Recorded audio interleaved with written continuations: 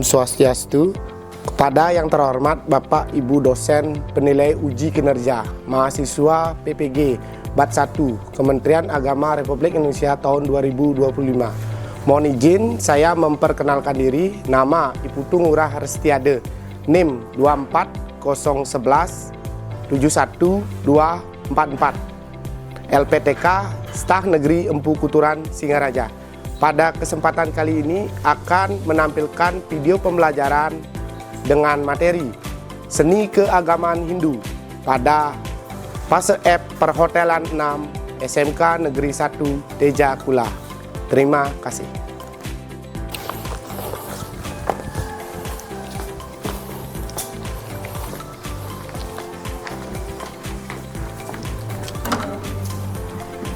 Berdiri.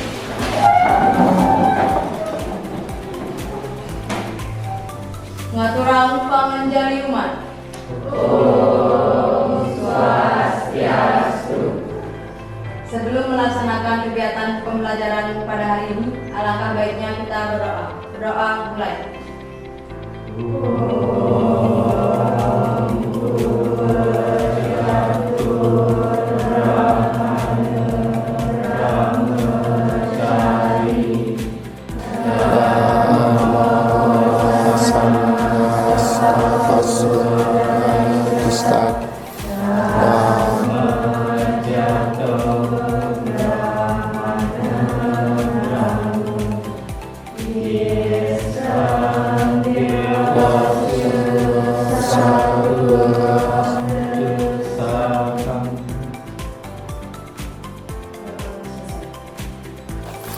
Baik anak-anak, selamat pagi. Sebelum memulai pembelajaran, Bapak absen dulu ya.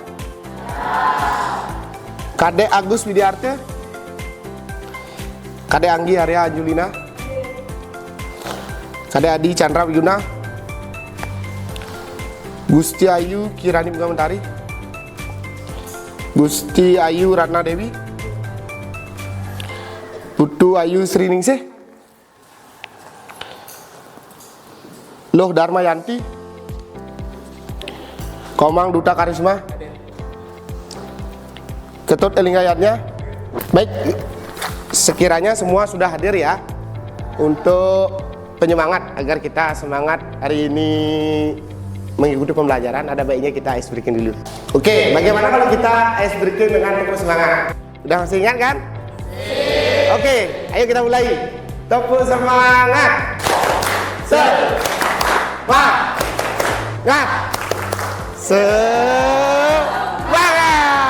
Oke, terima kasih ya. Hari ini kalian sudah semangat mengikuti pembelajaran Bapak.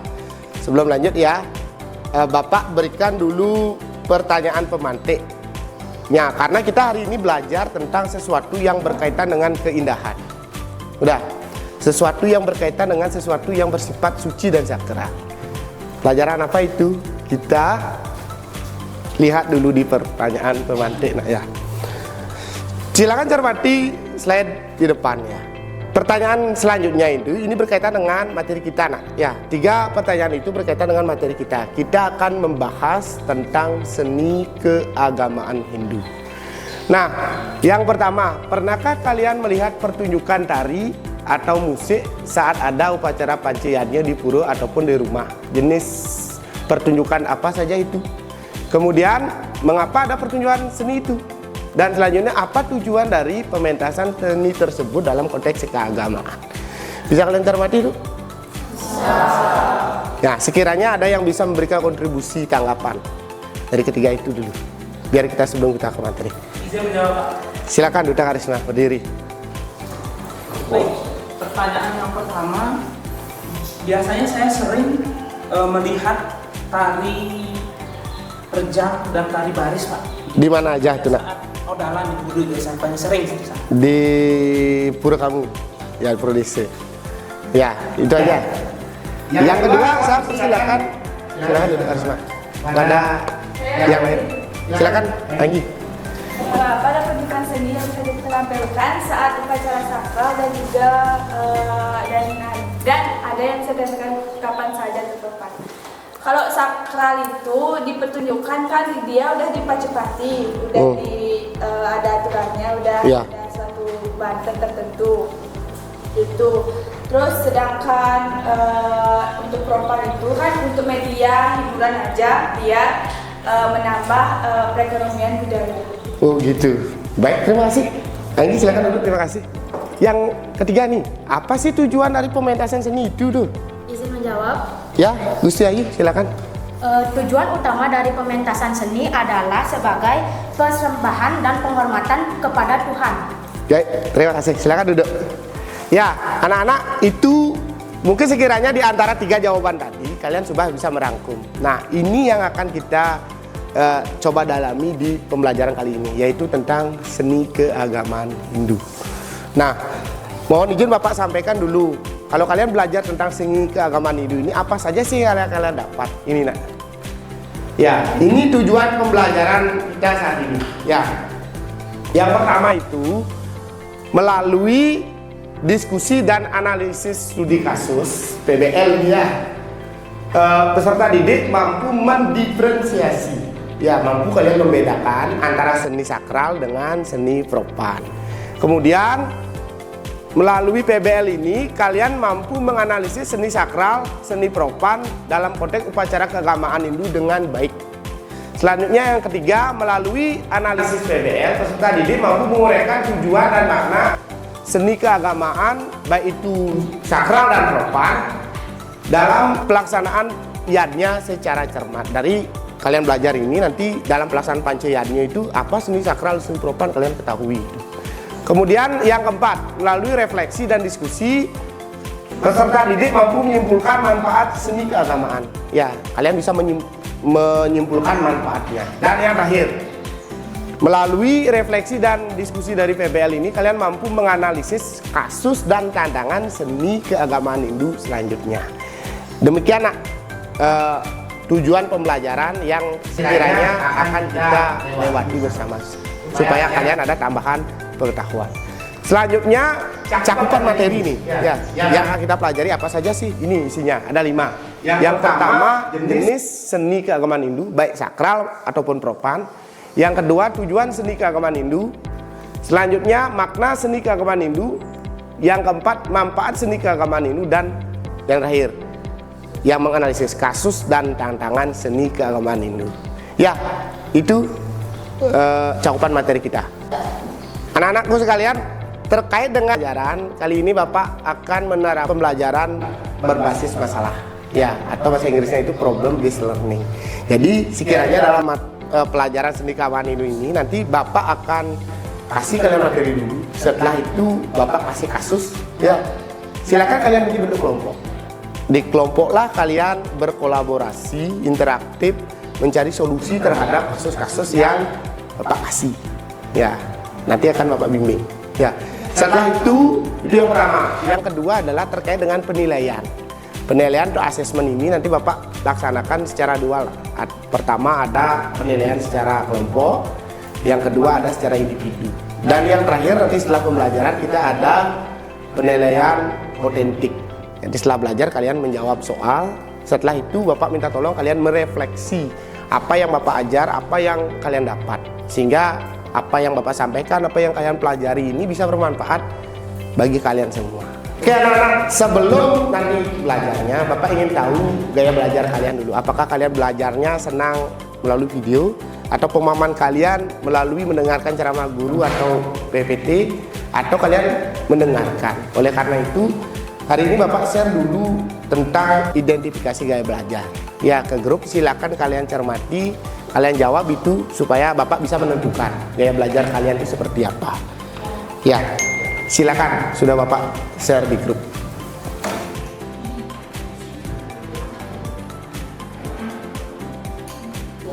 Bagaimana anak-anak sudah ngisi Google Formulirnya ya? Nah, setelah kalian ngisi, sekarang Bapak cermati ya hasil isian identifikasi gaya belajar kalian ya.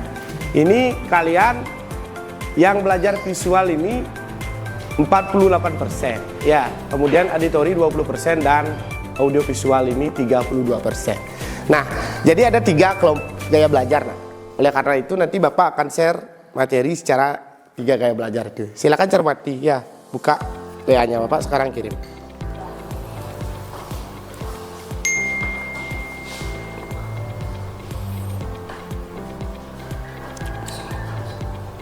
Oke, anak-anak kan kalau ada yang bawa headset, ya silakan pasang headsetnya, dengarkan sesuai dengan gaya belajar kalian. Ya, silakan. Itu waktunya 10 menit.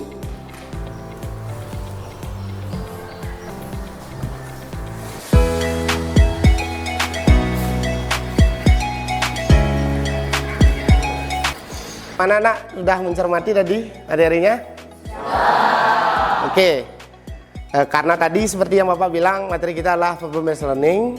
Ya, Bapak harapkan nanti setelah ini kalian membagi kelompok secara mandiri. Tapi ada satu pesan Bapak, kalian harus berbaur. Di kelompok itu harus heterogen, ada cowoknya, ada ceweknya. Saya berikan, ya Bapak berikan itu kebebasan untuk kalian memilih. Yang jelas satu kelompok itu 5 orang. Ya, silakan sekarang, silakan atur mau kelompok di mana. Tapi jangan yang circle-nya aja. Silakan bagi kelompoknya. Silakan atur.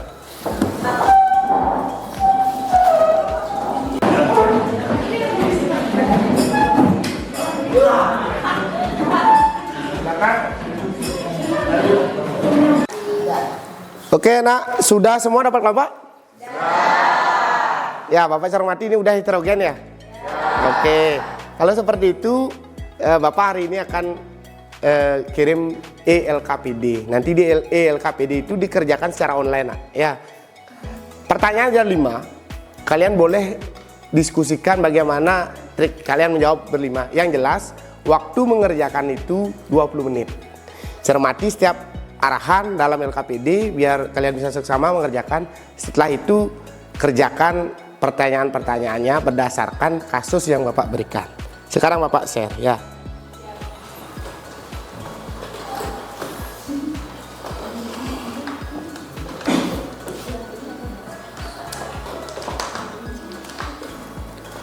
Oke, sudah masuk. Silakan kalian lihat notifikasi WA-nya. Di sana sudah Bapak kirim. Silakan kerjakan, diskusikan dengan kelompoknya. Cermati dulu. Di sana ada video. Silakan nonton dulu sebentar sebagai persepsi. Setelah itu lihat pertanyaannya. Kasusnya seperti apa.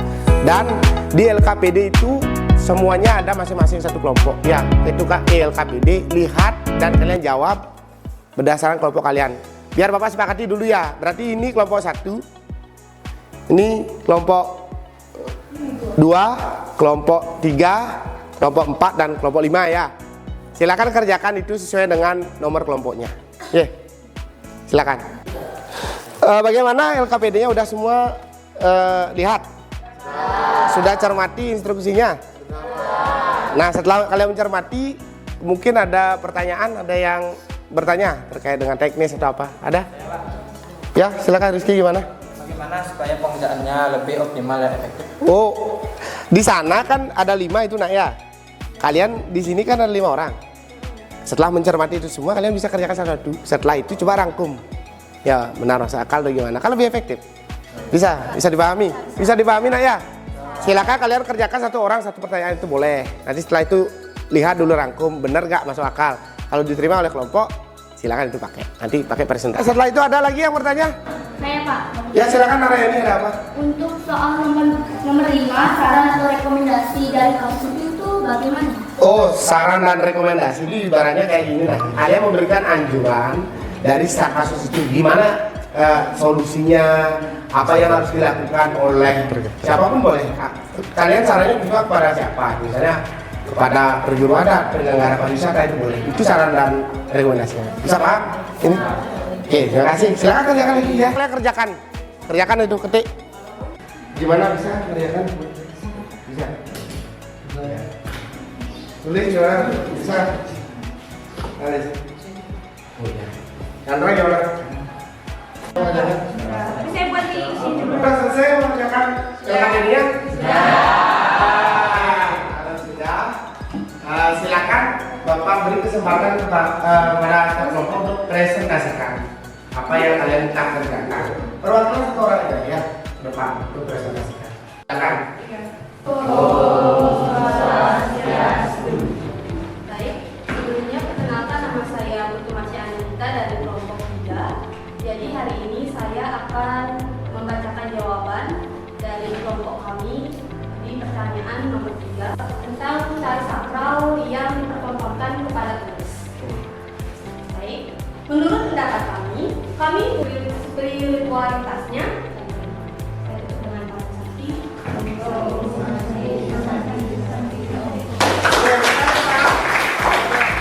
Berikan kepada kelompok 5 representasikan. Seni sakral dan seni profan dalam agama Hindu adalah seni sakral tidak pernah diubah atau disewa dan hanya dipentaskan dalam pelaksanaan upacara agama atau keagamaan. Sekian dari jawaban kami. Terima kasih. Saya tutup dengan para Om Santi Santi Santi Om. Berikan kesempatan kepada kelompok 1. Nah, apa sih saran dan rekomendasi dari kasus komersialisasi seni sakral? Nah, seperti yang kalian sudah tahu, komersialisasi seni sakral itu memiliki dampak. Nah, sekarang gimana sih sarannya untuk dampak-dampak tersebut? Nah, saran saya dan kelompok saya itu yang pertama, kita harus, semoga jawaban saya bisa diterima, saya tutup dengan para pesan.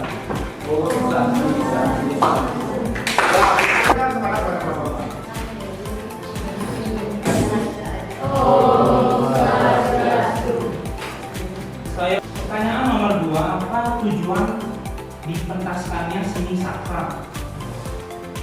Dalam contoh mungkin misalnya seperti rejang penolak bara, jadi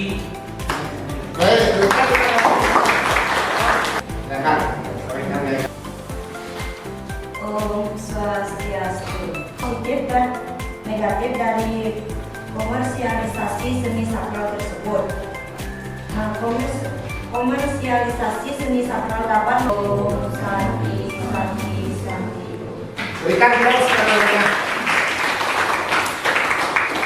semua sudah presentasi, ya Bapak cermati semua kelompok ini sudah aktif dan idenya cemerlang sekali. Ya Bapak memberikan klarifikasi dan penguatan ya.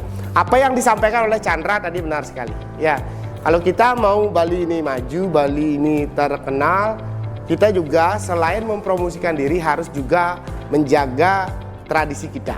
Ya, kita harus bersifat ya promotif, tapi juga menjaga kesakralan. Apa yang disampaikan oleh tadi perwakilan kelompok 4 ya, Duta Karisma itu sudah bahkan bagus ya. Anak-anak sudah semua berdiskusi. Sekarang Bapak minta waktunya kalian untuk kembali ke tempat kalian masing-masing. Kita akan laksanakan asesmen.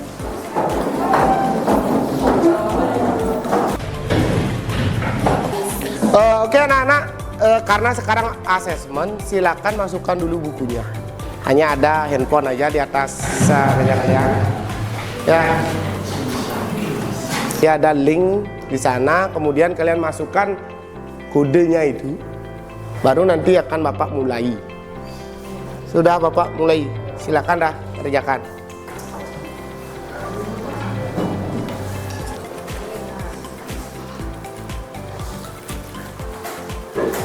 Kerjakan selama 10 menit.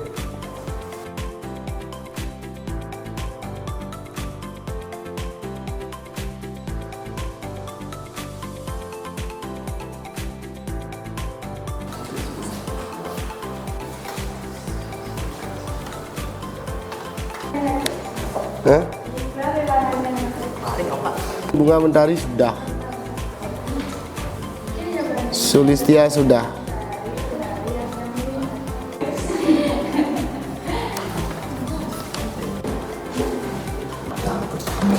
Sri Ningsih sudah.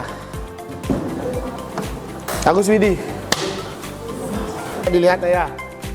Performa nilainya Putu Anandita, Marsha Anandita. Ya, itu 90%. Nyoman Padmawati 90%. Bagus. Ya. Dia bisa memberikan kesimpulan? Ya Pak, saya. Ya, silakan Anggi berdiri. Baik, jadi menurut saya kesimpulan dari pembelajaran kali ini saya mendapat kesimpulan yaitu tentang pengertian dari kesenian. seni itu kan ada dua, seni sakral dan juga seni profan.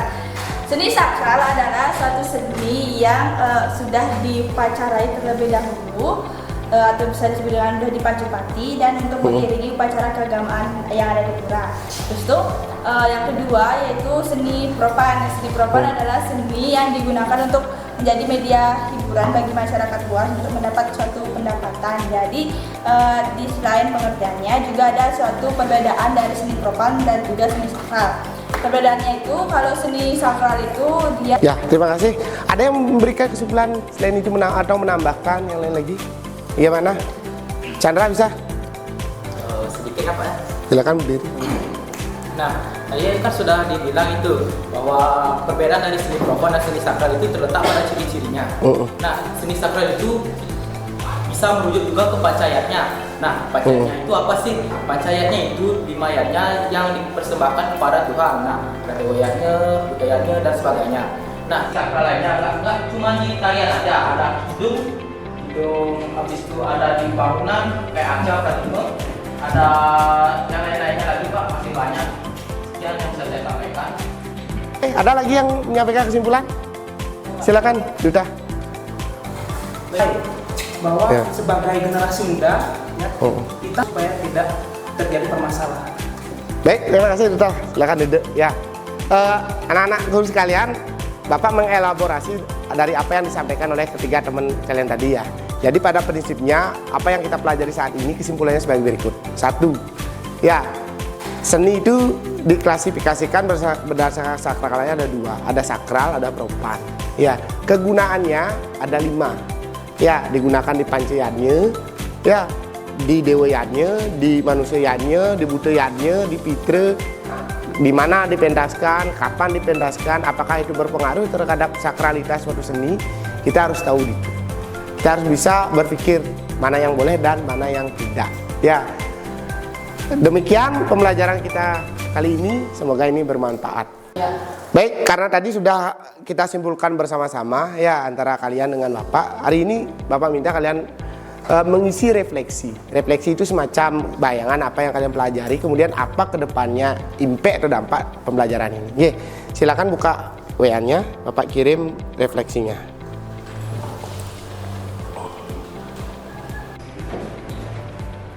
Oke, sudah semua isi refleksi? Kedepannya akan Bapak lihat refleksinya. Itu umpan balik untuk Bapak, gimana Bapak mengajar. Nah, terima kasih atas kesempatannya. Untuk saat ini selanjutnya Bapak informasikan untuk minggu depan ya, karena materi kita sudah habis. Minggu depan kita akan laksanakan asesmen sumatif. Jadi kalian silakan belajar. Nanti ulangannya via Google Formulir. Ya, sebanyak 20 pilihan ganda. Silakan kalian cermati apa yang kalian pelajari selama ini. Karena materi sudah habis, terima kasih atas atensi kalian, ya, partisipasi aktif kalian. Untuk itu Bapak ucapkan terima kasih atas semua diskusi ini, ya, pembelajaran ini. Mari kita akhiri dulu pembelajaran ini. Tapi sebelum berakhiri, mari kita berdoa dulu. Silakan kedua kelas pimpin.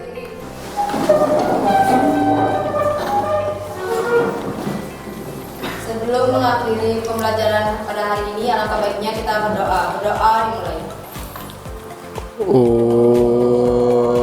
Om Dewa Suksma Sarwa Karya Prasidantem. Om Santi Santi Santi Om. Baik, terima kasih anak-anak. Sampai jumpa. Demikianlah video pembelajaran saya. Atas perhatiannya saya ucapkan terima kasih. Saya tutup dengan Parame Santi. Om Santi Santi Santi Om.